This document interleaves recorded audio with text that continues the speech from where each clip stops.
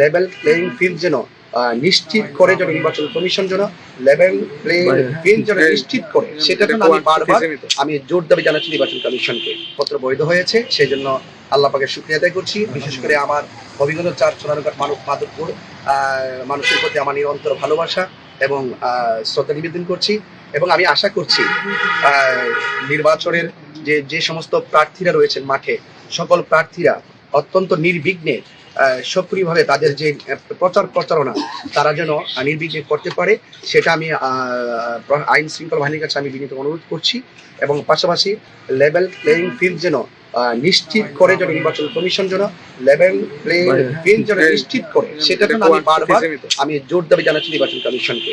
এবং আমি আশা করব সকলের সমান্তরাল উৎসব মুখর পরিবেশে আপনাদের মিডিয়া কর্মীদের সক্রিয় অংশগ্রহণের মাধ্যমে যে আমরা যদি একটি উৎসব মুখর পরিবেশে সবাই যেন নির্বাচনে অংশগ্রহণ করেন। এবং পাশাপাশি আপনারা যারা আছেন, আপনারা যারা মিডিয়াতে যারা রয়েছেন, আপনাদের সকলকে আমি অনুরোধ করব, আপনারা এই বাংলাদেশের যেখানে যেভাবে আছেন, আপনারা অবশ্যই যে বাস্তব মানুষ যে নির্বাচন অংশগ্রহণ করছে তাদের যে অবস্থান সেগুলো আপনারা তুলে ধরবেন। সেখানে কেউ যেন কোনো ধরনের ব্যক্তি বলয় কিংবা আধিপত্য বিস্তার করে সেই বাংলাদেশের কাঙ্ক্ষিত নির্বাচনের যে স্বপ্ন, সেই স্বপ্ন যদি কেউ দুলিশাত না করে, সেদিকে আপনারা বাস্তবতার আলোকে সবকিছু তুলে ধরবেন, এটা আমরা আপনাদের কাছে প্রত্যাশা রাখি। এবং পাশাপাশি আপনারা সবাই সত্য সঠিকটাই প্রচার করবেন, এটাই আমি আশা করছি।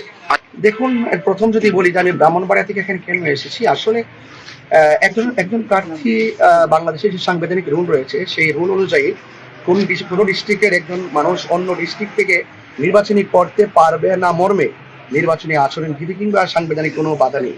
সেই জন্য আমি ব্রাহ্মণবাড়ি হতে পারি, বাট আমাকে বৃহত্তর সুন্নি জোট আমাকে যেখানে নির্বাচনের জন্য মনোনয়ন দিয়েছেন, এটা সাংবিধানিক রুল মেনটেন করে দিয়েছেন। এবং বিগত দিন আমরা দেখেছি আমাদের সেই সুরঞ্জিত সিং গুপ্ত, তিনি ছিলেন সেই দিরাই সাল্লার, তিনি হবিগঞ্জ ২ থেকে নির্বাচন করেছেন। আবার মরহুম কিবরিয়া সাহেব, তিনি ছিলেন নবীগঞ্জ বাহুলের, তিনি হবিগঞ্জ সদর থেকে নির্বাচন করেছেন। তো এই জন্য যারা সাংবিধানিক যে নিয়মটার উপরে যারা একটু মানে জানা নেই, তারা হয়তো অনেক সময় প্রশ্ন করতে পারেন। আমি আপনাদের মাধ্যমে দেশবাসীকে জানাতে চাই যে একজন মানুষ যখন যে কোনো জায়গার হতে পারে, সে যে কোনো আসন থেকে নির্বাচন করতে পারে, সাংবিধানিক কোনো বাধা নেই। আর নির্বাচন নিয়ে যদি সংখ্যার কথা বলেছেন, আসলে বরাবরের মতো আমি আবারও বলছি যে নির্বাচনটা সংখ্যার নয়, এই নির্বাচনটা হলো অত্যন্ত ভালোবাসা এবং আন্তরিকতা এবং সমঝোতার মাধ্যমে। একটা মাঠে যখন আপনি আসবেন, আমরা আসবো, প্রতিযোগিতা থাকবে, কিন্তু কাউকে আক্রমণাত্মক চিন্তা চেতনা যেন আমাদের কাহারের ভিতরে যেন পরিলক্ষিত না হয়। আমি অন্যান্য রাজনীতিবিদ যারা আছেন, যারা নির্বাচন অংশগ্রহণ করছেন, সবার কাছে আমি অনুরোধ করব, আমরা একজন আরেকজনের সাথে সৌহার্দ্যপূর্ণ ভালোবাসা আন্তরিকতা রেখে আমরা একটি অংশগ্রহণমূলক নির্বাচনের মাধ্যমে আমরা সমাজের প্রতিনিধিত্ব করতে চাই। যারা ভোট দিবেন তারাও আমাদের এই দেশের নাগরিক, যারা দিবেন না তারাও আমাদের নাগরিক।